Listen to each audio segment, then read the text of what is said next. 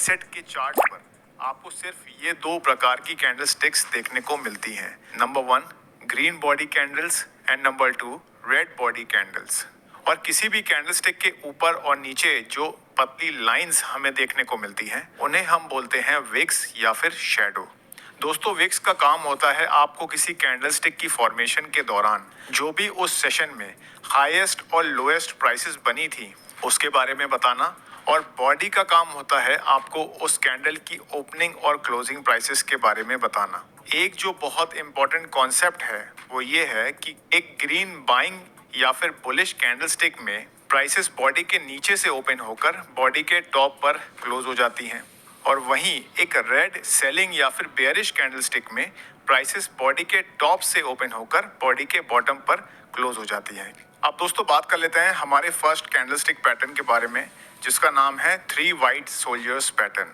और ये काफी ज्यादा इंपॉर्टेंट कैंडलस्टिक पैटर्न होता है, इसीलिए इस पैटर्न को अच्छे से समझने की कोशिश करिएगा। तो दोस्तों, the 3 white soldiers pattern 3 green body candles को मिलाकर बनता है, और जैसा कि आपने इसके नाम से अंदाजा लगा लिया होगा, ये पैटर्न हमें एक बुलिश यानी बाय सिग्नल देता है। मतलब अगर शेयर की प्राइसेस पहले गिर रही होती हैं तो एक 3 वाइट सोल्जर पैटर्न बनने के बाद शेयर की प्राइसेस बढ़ने लग जाएंगी, ऐसी संभावना होती है। तो दोस्तों, एक 3 वाइट सोल्जर पैटर्न बनने के लिए इन 3 कंडीशंस का पूरा होना जरूरी है। कंडीशन 1, शेयर की प्राइसेस एक डाउन ट्रेंड में होनी चाहिए, यानी कि इस पैटर्न के बनने से पहले शेयर की प्राइसेस गिर रही होनी चाहिए।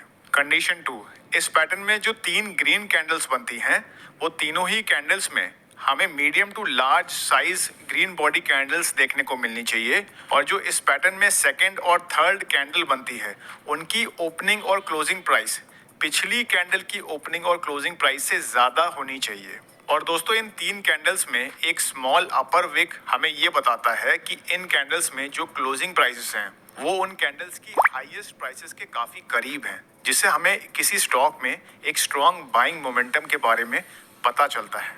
तो दोस्तों, जब ये तीनों कंडीशंस फुलफिल होती हैं तब हमारा 3 वाइट सोल्जर कैंडलस्टिक पैटर्न बन चुका होता है। और इस पैटर्न में ट्रेड लेने के लिए हमें अगर इस पैटर्न की थर्ड कैंडलस्टिक के बाद एक और ग्रीन कंफर्मेशन कैंडलस्टिक देखने को मिलती है तो उस कैंडल की क्लोजिंग प्राइस पर हम बाय साइड के ट्रेड में एंटर कर सकते हैं, और अपने स्टॉप लॉसेस को हम लोग इस पैटर्न की सेकंड कैंडल के नीचे प्लेस कर देंगे।